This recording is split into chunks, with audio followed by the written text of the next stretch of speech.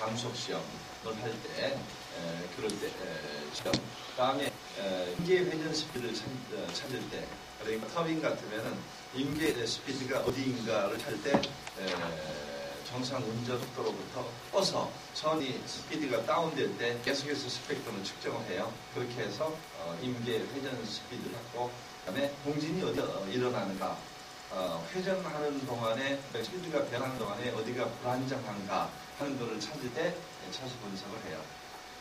그래서 차수 분석은 계속으로 스피드가 변하기 때문에 일정 스피드에서 스펙트럼을 잡는다 하더라도 그 안에 약간은 변화가 있지만 다소 안정적인 그런 영역에서 결함을 스펙트럼을 분석해서 결함을 찾는 그런 방법으로서 그 스피드에서 무슨 현상이 일어나나 하는 어떤 스피드에서 결함이 발생을 하나 하는 것을 찾을 때 이용할 수 있습니다. 그래서 차수 분석을 하면은 얘가 주파수, 얘가 RPM이고 얘가 주파수고, 얘가 주파수고 얘가 RPM이고 그 중에 하나로 축을 만들 수가 있는데, 지금 이 상황에서는 얘가 RPM, 얘가 주파수예요. 그래서 주파수 대 RPM으로 해서 어디게 문제가 여기서 보면은 지금 RPM이 변할 때 스펙트럼은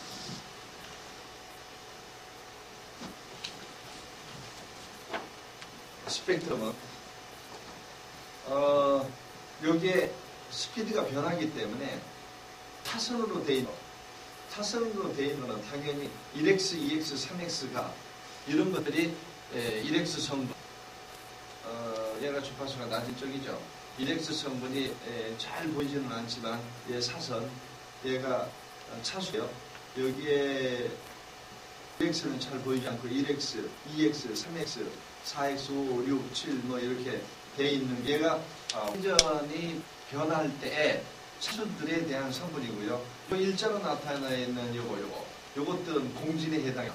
공진을 해당해서 어느 차수가 여기에 공진에 걸리는가 하는 걸 볼 수 있게끔 하는 그런 분석인데요. 여기서는 사실 명확하지는 않지만 이렇게 나와 있는 요 차수들이 요 공진 주파수에 걸려서 지금 좀 빨갛게 나와 있고요. 여기서는 그렇게 크게 문제가 되는 건 없는데 이런 분석을 함으로써 하여튼 공진에 걸리고 안 걸리고 하는 것을 분석할 수 있게끔 하는 게 차수 분석이에요.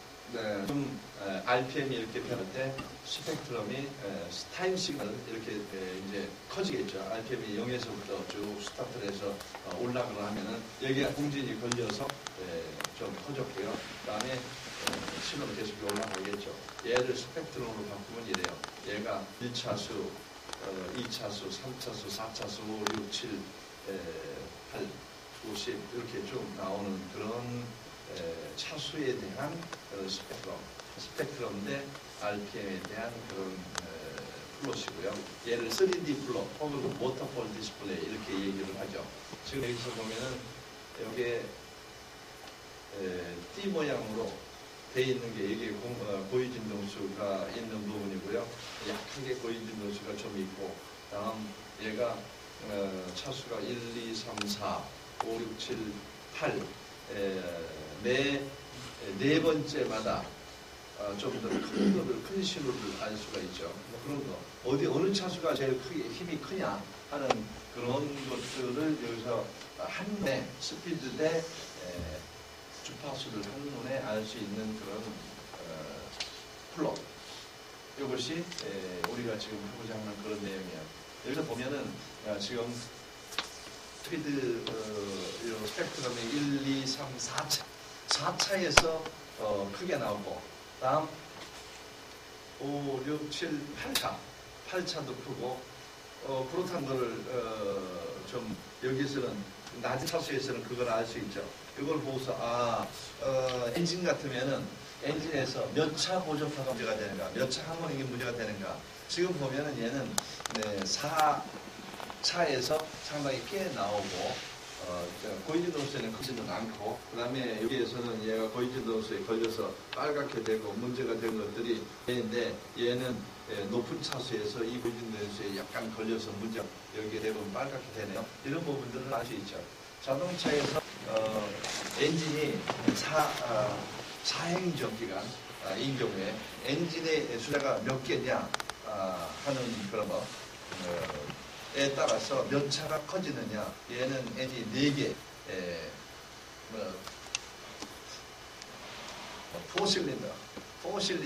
포실린더에서 4차서 크게 나오고 그렇다.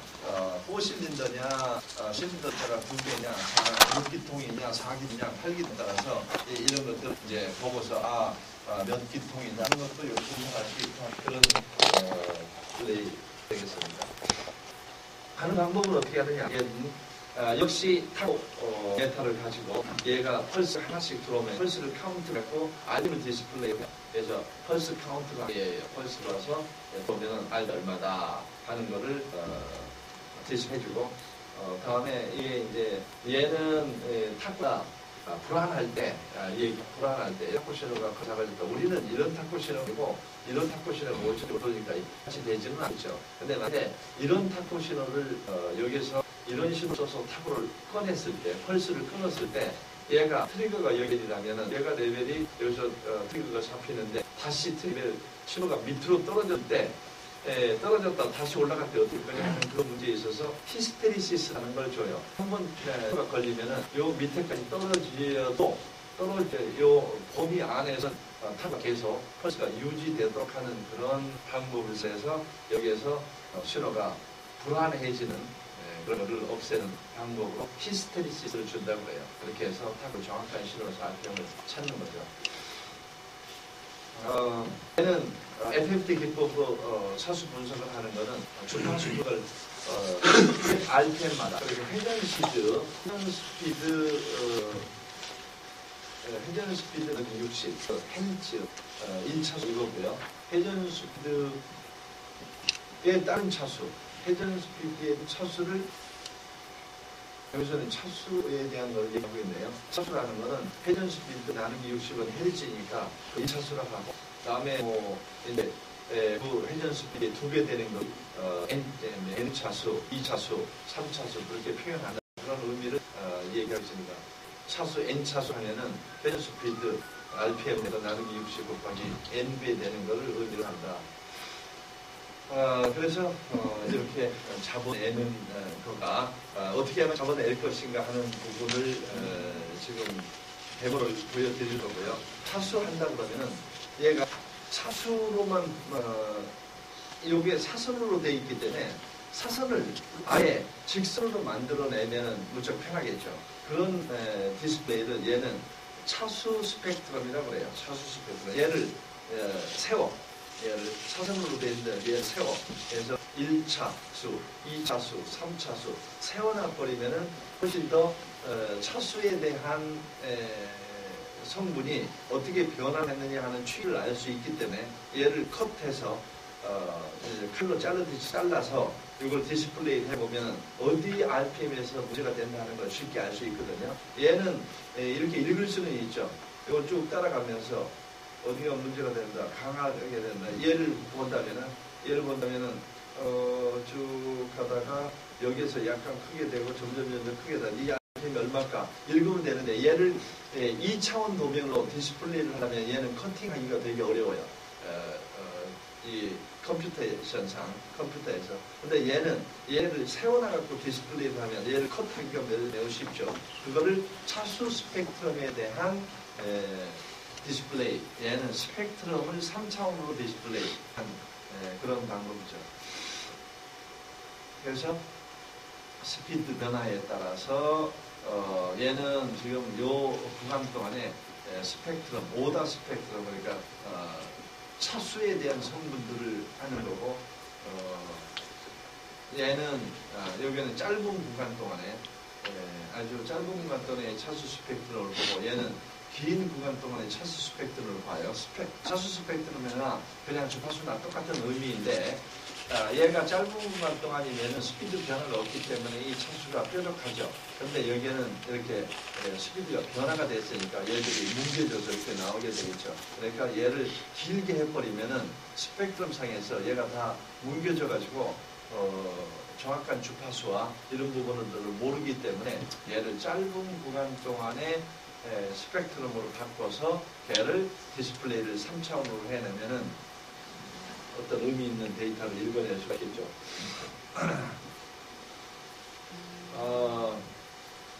차수 분석을 하려면은 차수를 꺼내려면은 스펙트럼으로 꺼내는 방법은 얘는 우리가 고전적으로 스펙트럼으로 꺼내는 방법. 얘는 고전적으로 스피드가 변할 때 빨리 스펙트럼으로 바꾸기만 하면 돼요. 바꿔갖고 이렇게 표현하는데, 근데 이렇게 일자로 하기 위해서는 얘를 두 가지 방법이 있어요. 한 가지 방법은 이렇게 디스플레이 해놓고 얘를 세우는 방법. 그런데 이 세우는 방법은 그렇게 쉽지가 않아요. 사실 이걸 이쪽으로 디스플레이 가능을 한데, 그 방법보다는 아예 측정을 하면서 세우는 방법. 하는 방법이 리샘플링 방법이에요. 샘플링을 할 때 얘가 샘플링을 하면 우리 통상 고정 샘플링을 하죠. 이렇게 해서 같은 간격으로 샘플링을 해요. 그렇게 해야 일반적인 스펙트럼이 되죠. 근데 스피드가 변하면은 얘가 이렇게 스미어링이 생겨요. 스피드가 변하면 시간에 따라 얘는 스피드가 늦고 스피드가 빠르니까 얘를 주파수로 바꾸면 당연히 넓은 교관이 되게, 왜냐하면 주파수가 바뀌었으니까. 근데 얘를 샘플링을 한 구간에 대해서 8개씩 해. 한 구간에 대해서 샘플링 숫자를, 그러니까 한 주기에 대해서 샘플링 숫자를 바꿔요.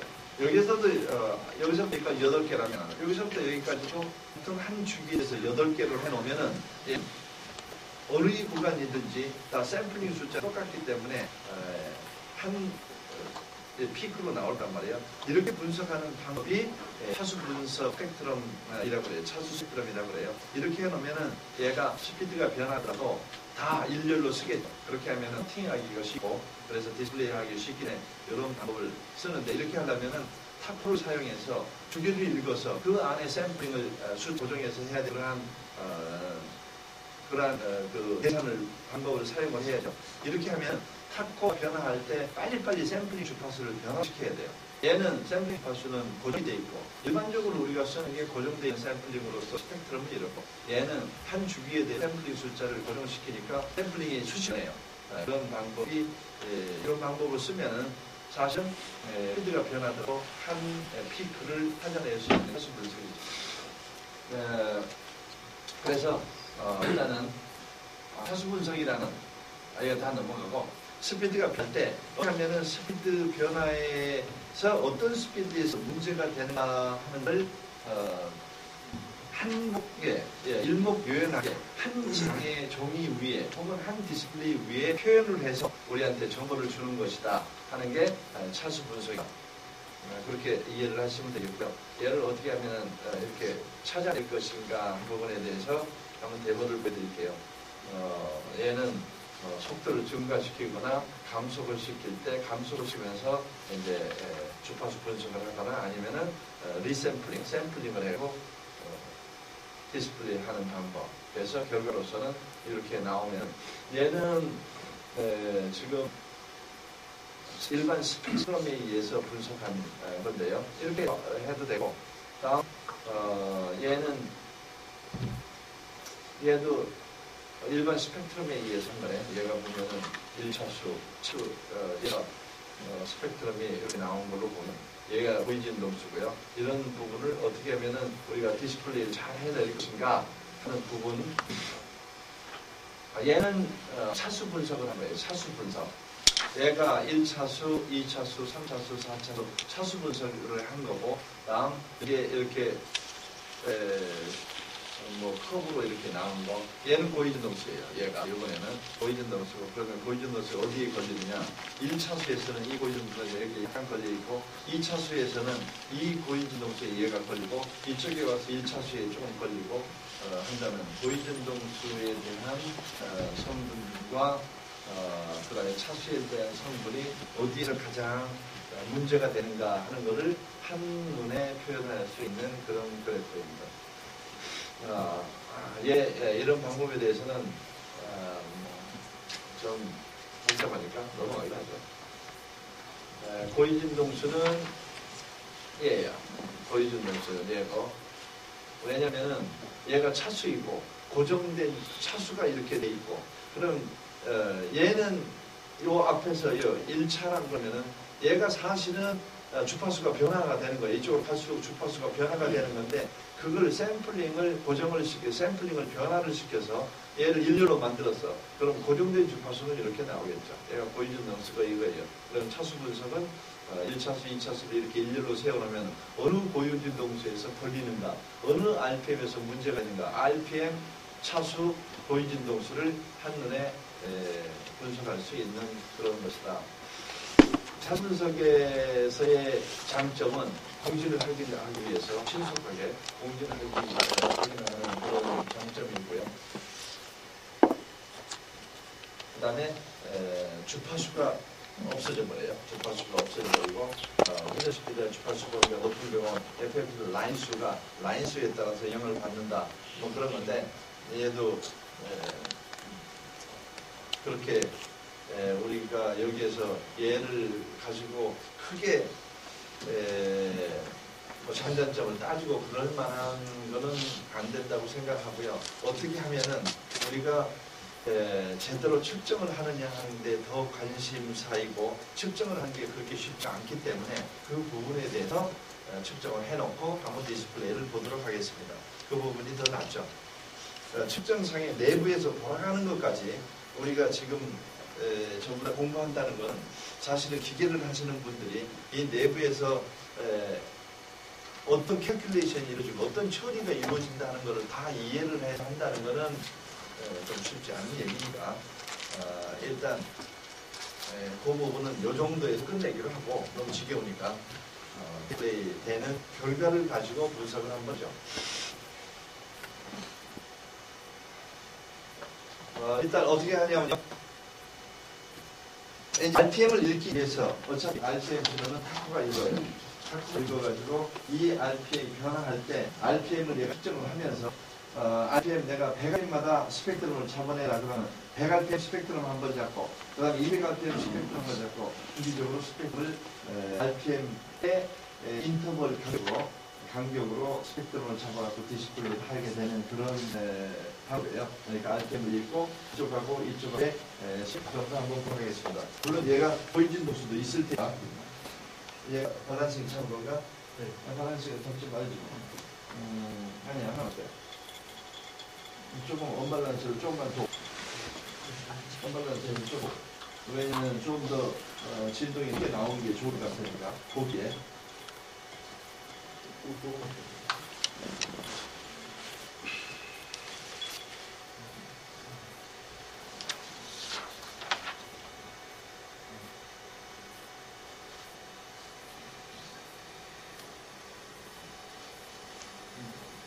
지금 100rpm씩 잡으려고 내 100rpm씩 잡아요. 지금 잡는 게 100rpm 한번 해고, 지금 보면은 두 번째 FN 600rpm 700rpm 잡고, 그래서 매 rpm씩 잡아가지고 100rpm마다 스펙트럼이 어떻게 변화하는가 하는 것을 3차로 표시하면 얘가 어디 문제가 되나, 어떤 rpm에 가장 취약한가를 한눈에 알 수 있겠죠.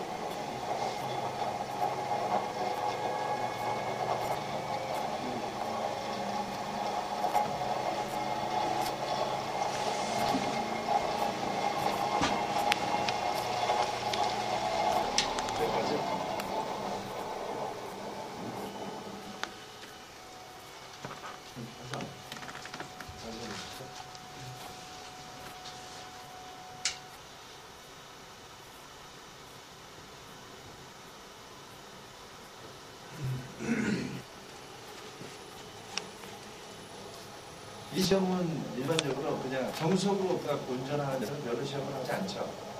안 하지만 터빈에서 인계 속도를 알기 위해서나 아니면 자동차 같은 스피드가 변화하는 물건, 그런 데서는 사용을 하지만 일반 기계에서는 정석으로 돌리니까 그렇게 자주 하는 실험은 아니에요.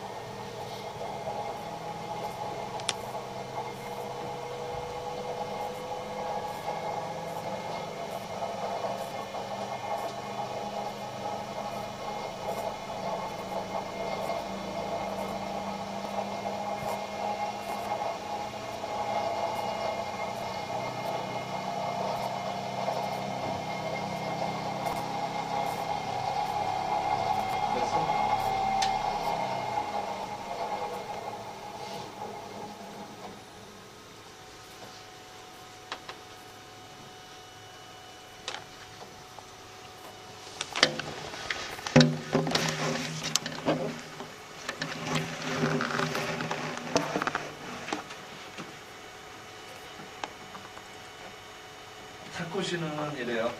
지금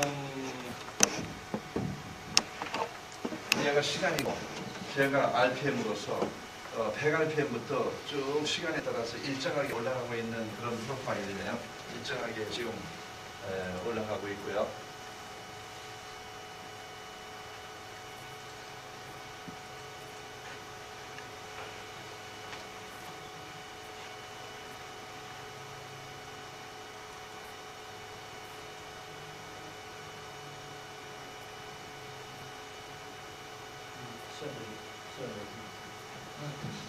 이렇게 얘는 오다 같은데 오다 스펙트럼에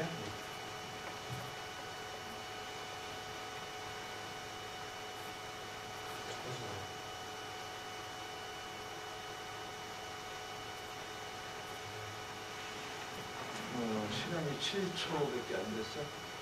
7초 더 1분 10초인데 좀 더 크게 디스플레이를 좀 더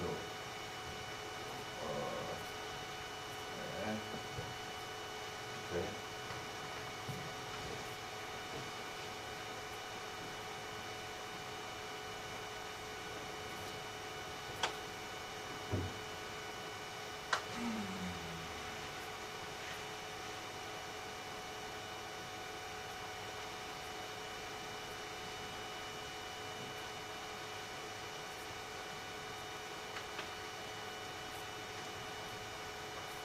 RPM 때 그 스펙트럼 한번 봐봐. 100rpm 때 200rpm이나 200rpm의 스펙트럼, 200rpm의 스펙트럼 동시에 3차원으로 한번 표시해봐. 동시에 안 되나?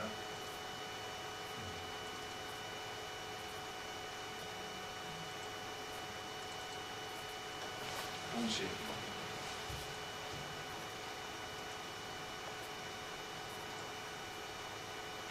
걔한테 그거를 색깔을 바꾸든 오케이 좋아 얘가 얘를 두 번째나 뭐 세 번째나 오케이 그러면은 얘도 바뀌게 되고 얘도 바뀌어야 되잖아.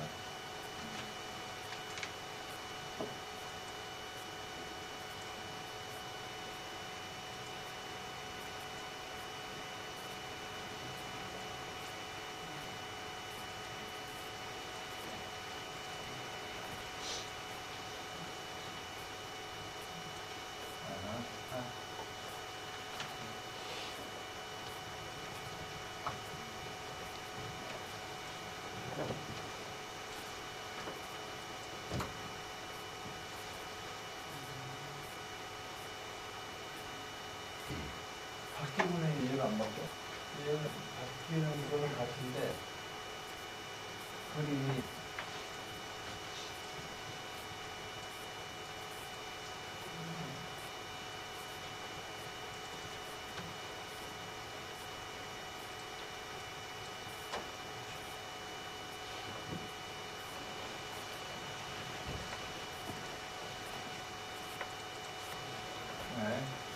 오케이. 타임 실어고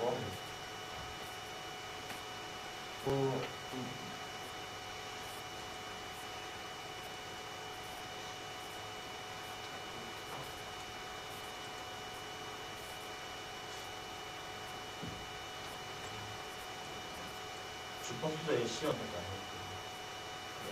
이거 주파수 시간인데 얘는 시간이니까 시간인데 주파수 하면 나오는 거지.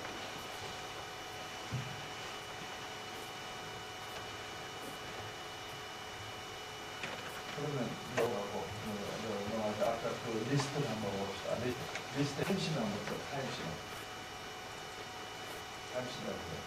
얘를 스펙트럼으로 이렇게 만들 수 없다. 스펙트럼으로 프로세싱해서 얘를 스펙트럼으로 만들어.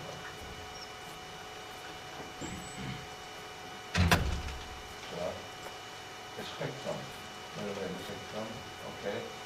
다음에 마이너이고 밴드는 조금만 해. 얼마냐면 한 500.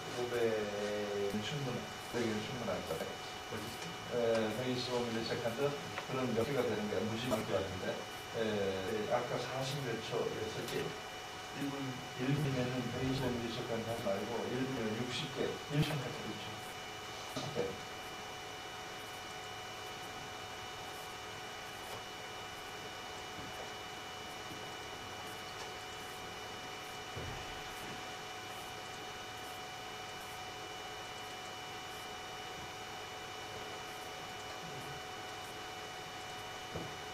오케이. 여기 상황이 나와. 네. 이게 원하는 대로 나머지. 자, 1차 주파수, 2차 주파수, 3차, 4차, 5차에 쭉 있고, 고위진동수는 일자로 쓴 거 있는데, 고위진동수가 일자로 쓴 건 별로 없네요. 1차가 이 RPM대 갖고 무척이 크게 생기고 있고, 이 RPM대가 지금 시간으로 약 주파수의 시간이지, 시간대니까 1 정도. 크게 생기고, 그래서 1차, 2차, 3차, 4차에 대한 각각의 성분들에 대한 크기가 되겠죠. 1차에 대한 커트가 되나? 얘가 그렇게는 안 되지. 그렇게 되나? 이 커트 어떻게 얘가 나와?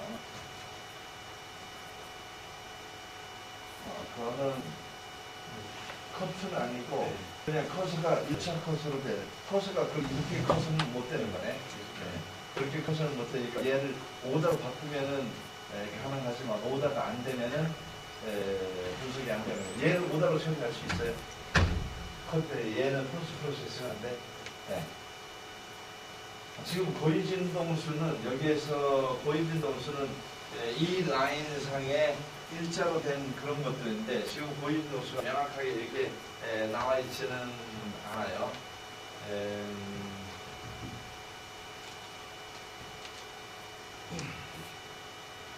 고위진동수를 좀 만들어 볼 수 있는 방법은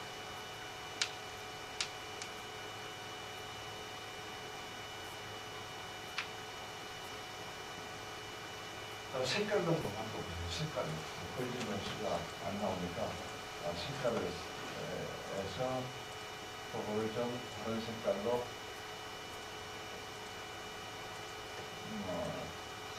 다른 색깔로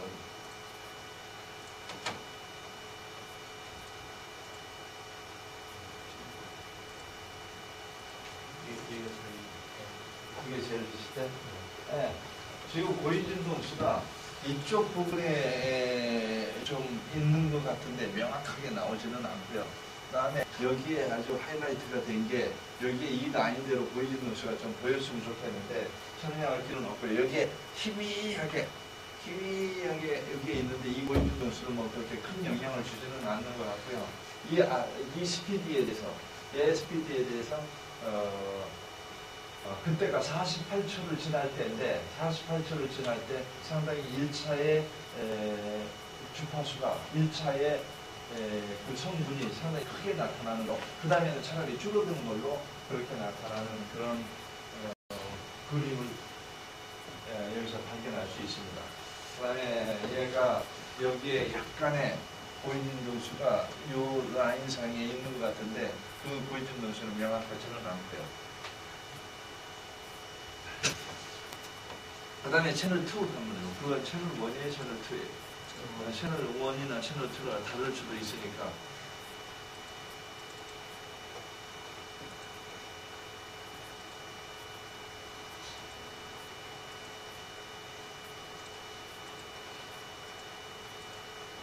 타임신호를 먼저 봅시다. 타임신호를 먼저 좀 보고 어떻게 생겼는지. 이렇게 생겼고요.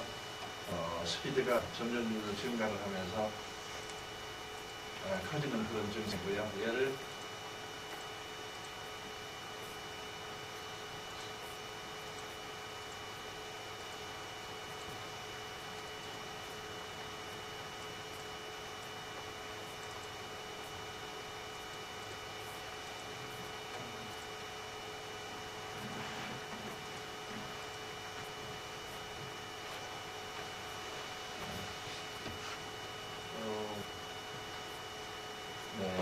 다시 한번 300Hz만 가지고 300Hz만 가지고 맥시멀 주파수 300Hz 정도 하고 레졸루션을 높여서 다시 한번 보시겠습니다.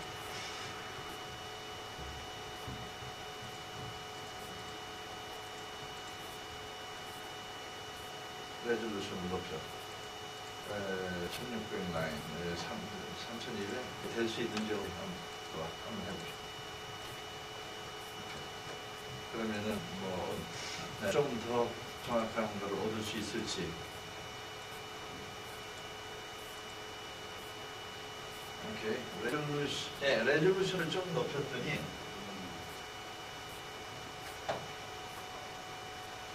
보여진 동사, 얘가 스쿠가 돼야 돼. 스쿠가 안 되니까 무시 어려운데, 사전 보여진 동사, 이렇게, 라인이 이렇게 형성이 되는데요. 그래프가 틀려가지고,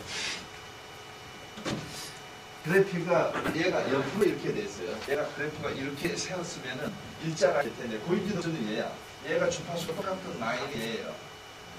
이렇게. 여기 일자로 쓴 얘들이 보여진 동사, 얘도 보여진 동사고, 보여진 동수, 얘 보여진 동수, 옆으로 된 것들, 얘 보여주세요. 보여진 동수, 보면은 1차, 2차, 4차에 얘 보여진 동수가 많이 걸려서 얘 커져요. 얘가. 요 주파수, 요 피드에서는 4차 선분이 커질 수가 있다.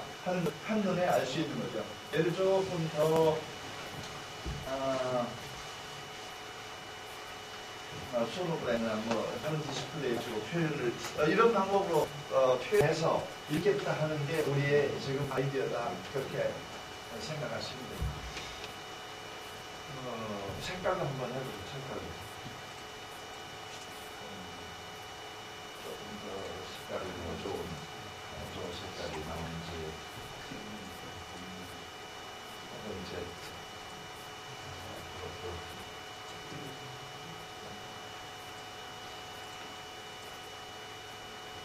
제가 너무 강하니까 색깔을 퍼센테이지로 변하고 그래야 될 것 같아요. 워터볼은 돼요? 워터볼에서 리드스, 화이트, 잠시 그냥만 어플라인 해봐. 어떻게 돼?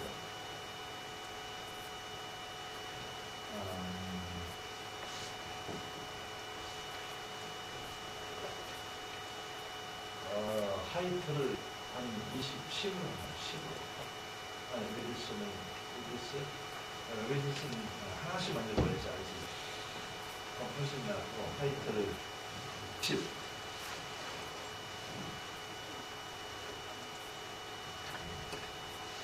그러면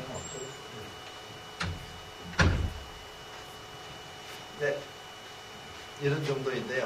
얘는 측정상에서 얼마만큼 잘할 것이냐 하는 게 상당히 문제예요. 왜냐하면 CPD가 변하면서 현실적으로 기계에서 CPD가 저렇게 마음대로 1분 동안에 다운되도록 그렇게 되지는 않을 거고, 어떤 경우에는 굳이 빨리 다운이 될 수도 있고, 그래서 스펙트럼을 RPM 대 스펙트럼으로 측정한다는 게 그렇게 쉬운 방법은 아니죠. 하지만 그렇게 측정을 잘 해놓으면 여러 가지 큰 장점이 있어요. 왜냐면은 고정 스피드에서 측정하는 거를 여러 개를 한꺼번에 표시하는 이런 3, 4원 그래프로 해놓기 때문에, 그렇게 한다면 어느 RPM 때 어느 주파수가 무슨 X가 문제가 된다 하는 거를 한눈에 표현할 수 있는 것이 이런 그림이에요. 얘가 좀 우리 연습할 때는 잘 했었는데, 얘도 변하고 얘도 변해지고 막 변해야 되는데 변하지 않네요. 혹시 오다로 한 거 있어요? 오다로 한 거 또 한번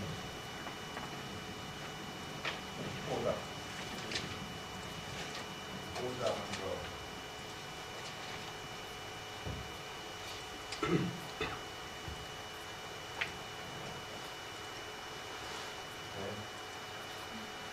오다한 그림은 오다 레졸루션이 좀 좋지 못했을 건데, 얘 오다 커트를 하면은 얘는 컷하기가 좋거든요. 커서를 사용해서 1차에다 갖다 맞춰보세요. 커서 1차 1차에다 갖다 맞추면은 1차에 그게 1차에 오다에 1차 오다는 얘가 변한 게 어디서부터 어디까지 얘가 백악회 때는 얘가 작은 쪽이고 얘가 큰 쪽이죠. 네.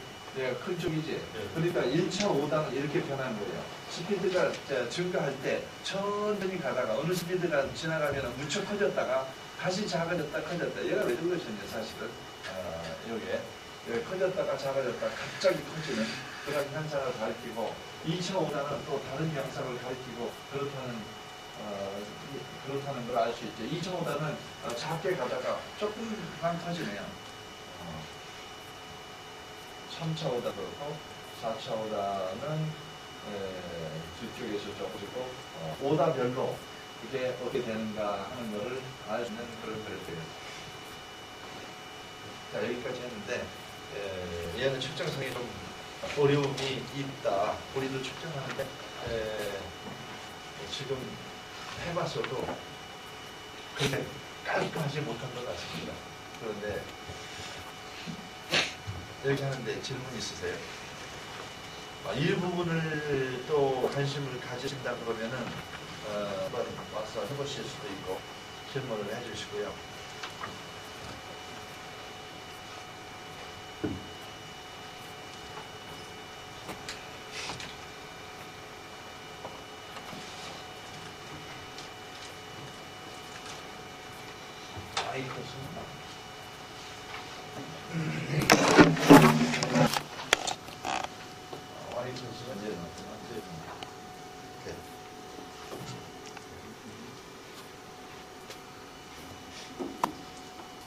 그래요. 그거는 조금 주시다. 보니까 전부 다 1X 성분이 굉장히 커요.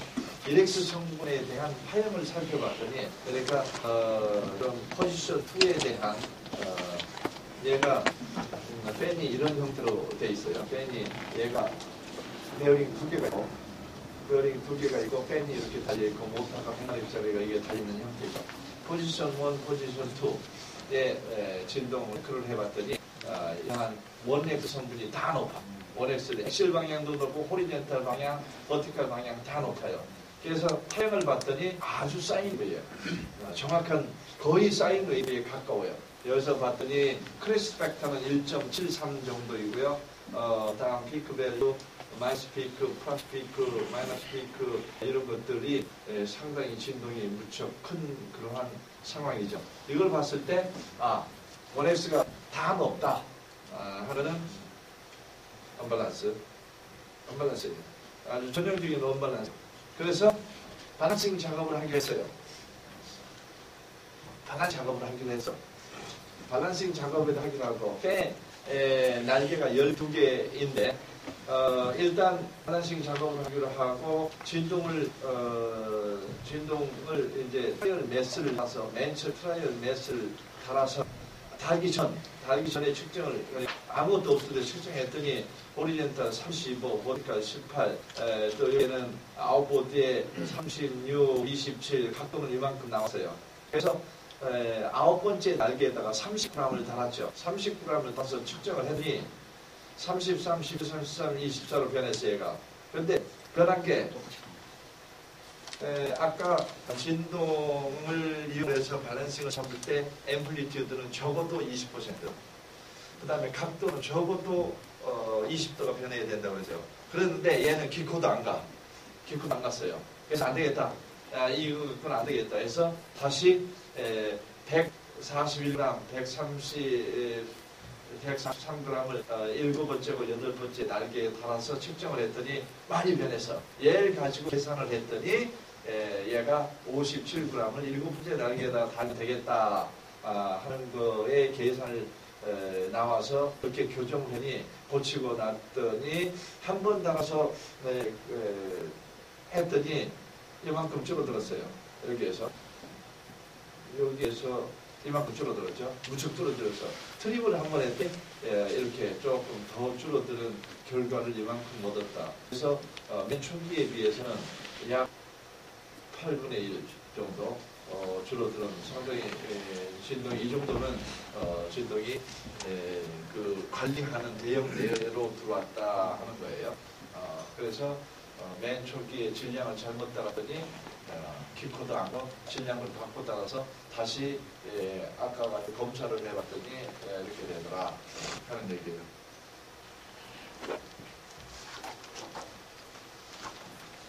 그래서 그걸 봤더니 맨 초기에 진동이 이랬는데 얘가 좀 잘 안 보이네요. 지금 보면 호리젠탈 방향 얘가 개선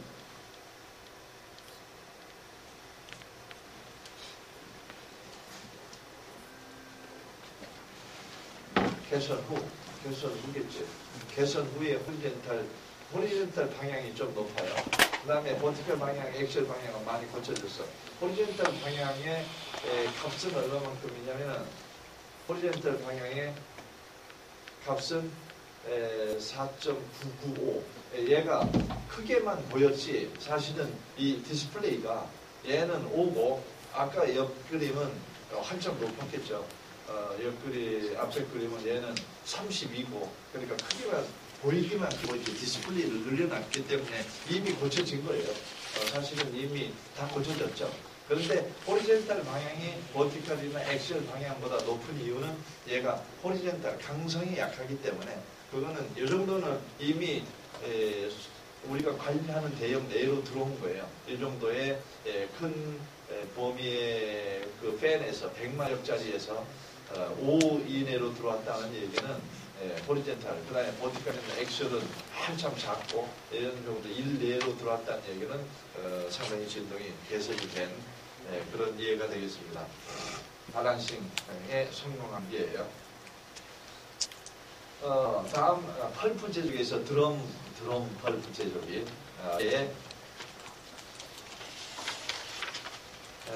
베어링 모터는 현대에 630kW짜리고 6,600V 4홀짜리 약간 고압 모터이고요.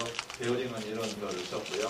기압 박스가 달려 있어요. 기압 박스 내에서도 이제 베어링이 양쪽에 축비 샤프트에 각각 달려 있고요. 그다음에 진 롤러에도 베어링이 달려 있는 그런 구조를 진 드럼 펄프 제조기예요. 그래서 진동이 높았어요. 진동을 체크를 해봤더니 주파수 스펙트럼이래요. 1X, 2X, 3X, 4X, 1X, 2X, 3X, 4X가 뜨고 있고 다음에 타임 파형을 봤더니 얘가 한 주기에 여기서부터 여기까지 주기를 살펴봤더니 주파수는 37.87Hz 얘는 RPS가 29. 얘가 37.81이네요. RPM은 29.84인데 얘가 그러니까 이 RPM이 안 맞는 다른 주파수가 나오고 있는 거예요. 얘는 축1이 아니라 다른 뭐 기아라든가 아니면 베어링이라든가 다른 쪽에서 나오고 있다는 얘기예요. 베어링 아니면 기아예요. 그러니까 축이 꼈으면 베어링 기아에서 해전수가 바뀌었으면 아무튼 37.82Hz이고 얘가 1X, 2X, 3X, 4X가 뜨고 있고 타임 파형을 봤더니 피크치가 쭉쭉 뜨고 있는데 이 피크치 주기를 살펴봤더니 얘의 주기하고 맞더라. 그런 얘기예요. 얘가 어디서 떴느냐? 이제 37.87이라는 걸 염두에 두시고요. 다음 RPM은 29.83이에요. 그래서 여기에 있는 베어링과 기아 박스에 있는 기아 스피드하고 쭉 다 조사를 해봤어. 다 조사를 해갖고 차트를 만들어봤어. 베어링 쓴 거, 다음에 샤프트 기아에서 29.67Hz가 들어왔을 때 얘가 기아 숫자하고의 기아 맥 프리퀀시를 봤더니 얘는 593Hz이고 세컨드 기아하고 서드 기아 물려있는 기아 맥시는 173, 얘하고 드럼하고는 37.99. 요 드럼 주파수하고 기아 메시하고 거의 맞네요. 집단으로서는 지금 주파수로 봐도 제하고 똑같은 건 없어. 이 드럼 주파수의 기아에 문제가 있는 것 같아요. 이 기아 메시 프리퀀시의 문제예요. 기아 메시 프리퀀시의 문제로 판단이 돼서 그러면은 드럼 기아를 한번 뜯어보자. 그래서 뜯어봤더니 피니언 기아에 치면 아무 문제 없고 치면 손상과 관련해서 오일 전도도 바꾸고 치면 손상의 그런 흔적을 발견을 해서 바꿔 하는 문제예요.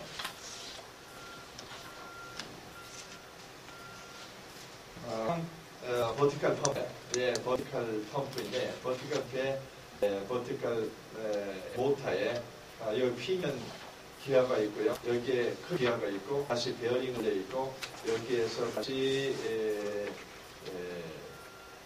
피니언 기어가 있고, 그 다음에 더 큰 기어가 있고, 감속을 시키는 2단 기어 있고, 그 다음에 베어링이 여기도 달려있고, 여기 달려있고, 여기 달려있고, 여기 달려있고, 이런 구조로 되어 있는 그런 버티컬 에지테이터예요.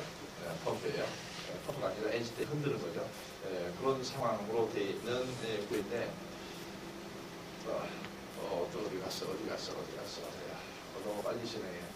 제조사는 SKK 박스는 이렇고 사양은 40볼트에 4폴짜리니까 1800rpm으로 돌아가고 있을 거고요. 그 다음에 기어박스 아웃풋 RPM은 90.5 RPM이고 미들 샤프트 베어링은 3028 이 상부에 달려있고 하부에 미들 샤프트에는 3022이 있었다. 그렇게 돼 있는 상황이고요. 설비 감시 상태를 위해서 기어박스 케이싱 진동을 주기적으로 측정을 했어요. 기어박스의 케이싱 진동 얘를 주기적으로 측정했는데 기어박스 및 체인 커플링 부분에서 평소하고 약간 다른 비정상적인 그런 이음이 발생했다. 기어박스 및 커플링 부분, 기어박스하고 커플링 부분에서 이상 증상이 발생을 했다. 사람의 오감으로서 기어박스가 이상이 있는지, 미들 베어링 박스에 이상이 있는지, 미들 베어링 박스에서 이상이 있는지, 얘가 있는지 정확하게 잘 모르겠더라. 하여튼 기어박스 케이싱에서 주기적으로 진동을 측정을 했대요. 이거 자리 이게 맞을까요? 얘에 대해서 정확하게 이제 주파수를 구해봤더니 얘는 피니언기아 이수가 16개, 요게 74개, 얘가 다시 16개, 얘가 68개인 그러한 기아이고요. 다음에 그래서 기아에서 발생하는 기아 매직 프리퀀시는 얘가 1780rpm으로 돌아가고 있으니까 이거 곱하기 얘는 이만큼 474.67. 그 다음에 얘도 똑같겠죠. 그 다음에 이 기압에 의해서 떨어진 속도 RPM은 384니까 얘 곱하기 얘는 102Hz고 얘도 102Hz. 이 주파수에는 주파수가 이 주파수에서는 발견이 되지 않았어요. 주파수가 15Hz, 얘가 베어링 주파수에서 15Hz의 베어링 15Hz의 주파수에서 15Hz에서 했다는 게 어디에 있어?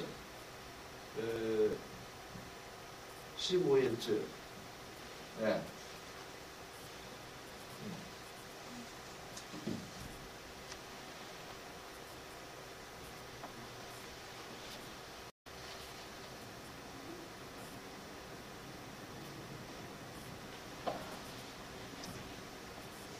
스펙트럼부터 먼저 얘기를 하고 얘기를 해야 될 거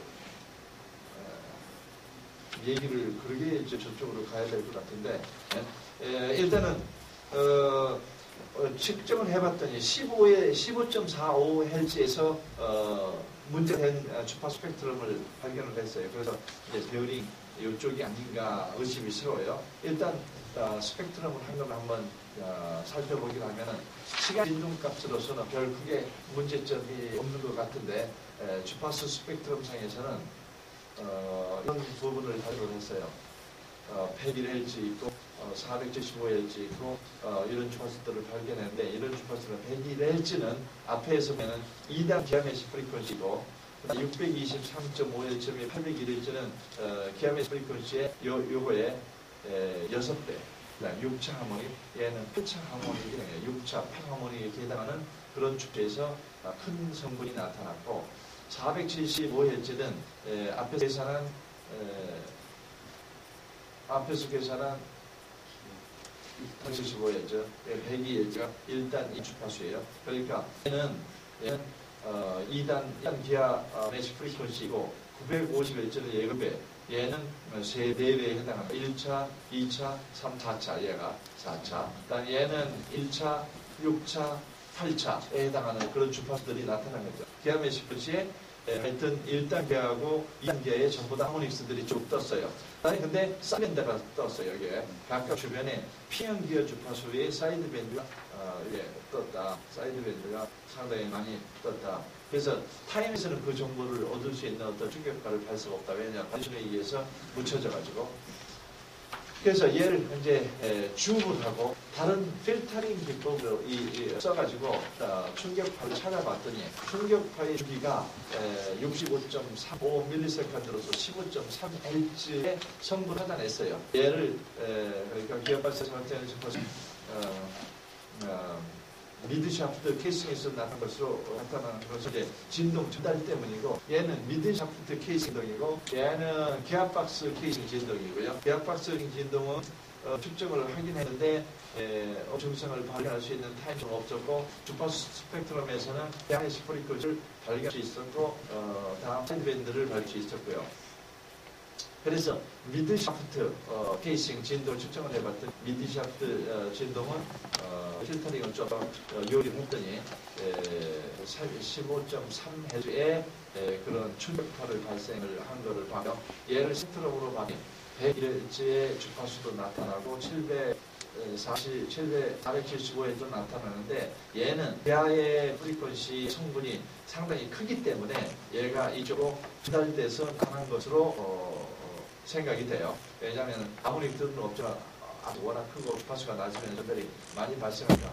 타임 시그널에서 기아박스에서 발생하지 않은 것은 95.3Hz 간격의 충격파가 기아박스에서는 발생하지 않았대. 여기에서는 발생을 했다.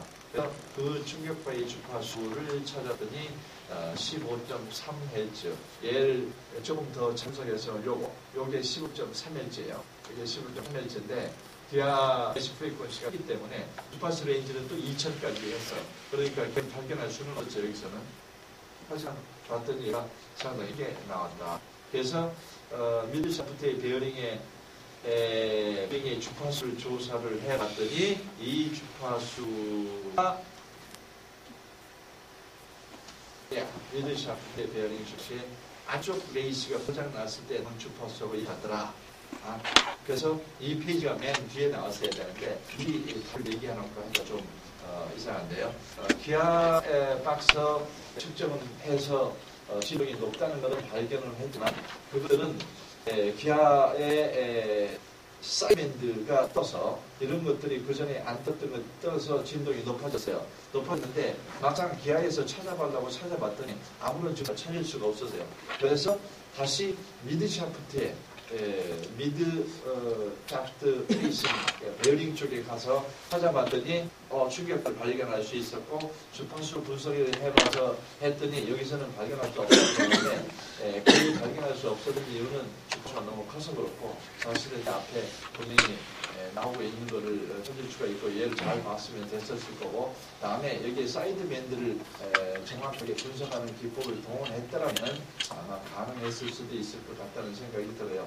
그래서 이 충격파형을 주파수로 환산을 했더니 15.3Hz다. 15.3Hz를 갖고 있는 게 어느 놈이냐 찾아봤더니 미드샤프트 베어링에 미드샤프트 베어링 밑에 있어요. 밑에 있는 거에 이너 레이즈하고 맞더라. 그래서 증명을 해서 뜯어봤더니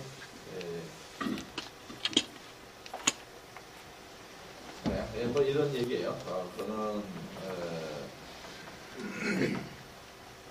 조치를 취해봤더니 이너 레이스에 이렇게 볼트가 발생한 것을 발견을 했습니다.